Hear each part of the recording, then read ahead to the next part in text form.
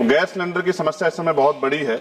मैं वित्त मंत्री जी का ध्यान आकर्षित करूंगा कि लोग लाइनों में लगे और आपसे बहुत उम्मीद कर रहे हैं कि भाई उनकी समस्या दूर हो जाए। मैं आग्रह करूंगा, निमंत्रण भी दे रहा हूं कि आप कभी आइए नगीना, आपको देख के ऐसा लगेगा कि उससे इतना बड़ा छल हुआ है कि वहां की जनता को जानवर माना गया। इसलिए मैं आपसे वहां का प्रतिनिधि होते के नाते कहना चाहता हूं कि वहां अगर आदमी, चेयरमैन सर, अगर आदमी बीमार हो जाए, उसको इमरजेंसी पड़ जाए तो इतना हॉस्पिटल जाएगा, इतना मर जाता है, लोग तड़पते हैं। इसलिए मैं आपसे आग्रह कर रहा हूं। और मैडम ये मेरा नहीं है, अपना नहीं, ये हमें तो एम्स में मिल जाएगा, लेकिन उनको इलाज मिले इसलिए आपसे कह रहा हूं। धन्यवाद। बैठिए बेनीवाल जी, बैठिए। धन्यवाद, बैठिए। धन्यवाद सभापति जी। ये किसी ने आपको पर्ची भेजी है। महोदय, मैं आपके माध्यम से सरकार द्वारा प्रस्तुत वर्ष 25-26 के लिए अनुदान की अनुपूरक मांगों के दूसरे बैच पर अपनी बात रखना चाहता हूं। महोदय, मैं कोशिश ये करता हूं कि विषय से हटूं ना, लेकिन क्योंकि गैस सिलेंडर की समस्या इस समय बहुत बड़ी है, मैं वित्त मंत्री जी का ध्यान आकर्षित करूंगा कि लोग लाइनों में लगे और आपसे बहुत उम्मीद कर रहे हैं कि भाई उनकी समस्या दूर हो जाए। मैं कहना चाहता हूं कि सरकार केवल खर्च को मंजूर देने की संस्था नहीं है, बल्कि जनता के धन की संरक्षक संस्था है। इसलिए जब सरकार अतिरिक्त खर्च की मांग करती है तो संसद का दायित्व बनता है कि वह उसकी पूरी समीक्षा करे। सरकार द्वारा इस दूसरे बैच में लगभग 2.81 लाख करोड़ रुपए के अतिरिक्त व्यय की मांग की मंजूरी मांग रही है, जिसमें लगभग 2.01 लाख करोड़ रुपए वास्तविक अतिरिक्त नगद व्यय। यह बहुत बड़ी राशि है और इसलिए यह जरूरी है कि हम ये देखें पैसा किसके हित में और किस दिशा में खर्च किया जा रहा है।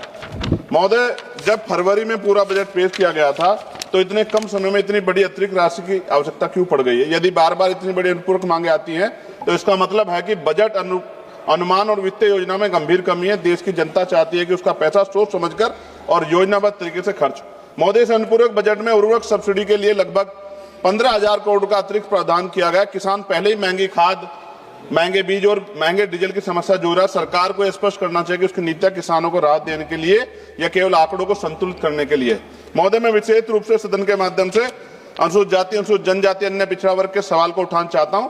भारत का संविधान हमें सिखाता है कि विकास तभी सार्थक होगा जब समाज के सबसे कमजोर व्यक्ति को उसका लाभ पहुंचे, लेकिन वास्तविकता यह है कि अभी आज भी दलितों के साथ सामाजिक भेदभाव का उनको सामना करना पड़ता है। आदिवासी क्षेत्रों में विकास की गति बहुत धीमी है। ओबीसी समाज को शिक्षा और रोजगार में पर्याप्त अवसर नहीं मिले, इसलिए मैं सरकार से कुछ स्पष्ट मांगे सदन के माध्यम रखना चाहता हूं।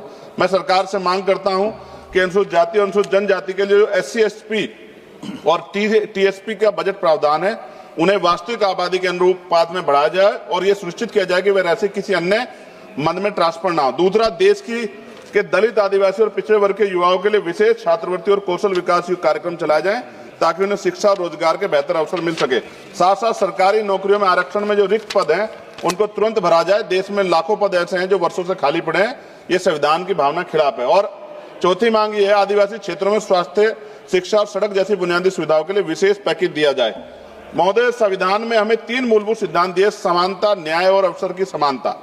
बाबा साहब डॉक्टर भीमराव अंबेडकर ने संविधान बनाते समय स्पष्ट किया था कि भारत का लोकतंत्र तब मजबूत होगा जब समाज के कमजोर वर्गों के साथ न्याय होगा। इसलिए सरकार का दायित्व है कि वे संविधान की भावना के अनुसार नीति और बजट बनाएं।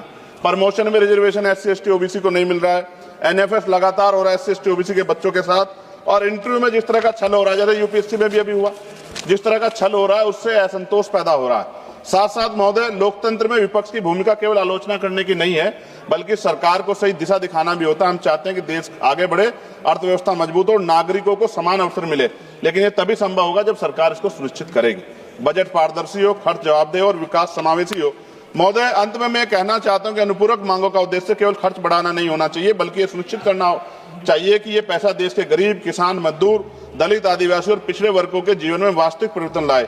यदि सरकार संविधान की भावना के अनुरूप सामाजिक न्याय के केंद्र में रखकर निर्णय लेती है तो निश्चित रूप से देश का विकास अधिक संतुलित और न्यायपूर्ण होगा। और अंत में सर, नगीना लोकसभा से मैं चुन के आया, मैं धन्यवाद देता हूं अपने लोकसभा के वोटर्स का सभी।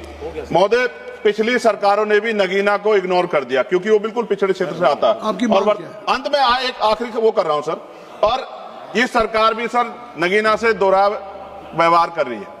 महोदय, हमारे यहाँ रोजगार की समस्या, पलायन करना पड़ता है। कोई मुंबई जाता है, कोई हैदराबाद जाता है, कोई दिल्ली आता है, और मेडिकल सुविधाएं बिल्कुल नहीं। मैंने पिछली बार भी वित्त मंत्री से मांग की कि एम्स बन जाए हमारे यहाँ।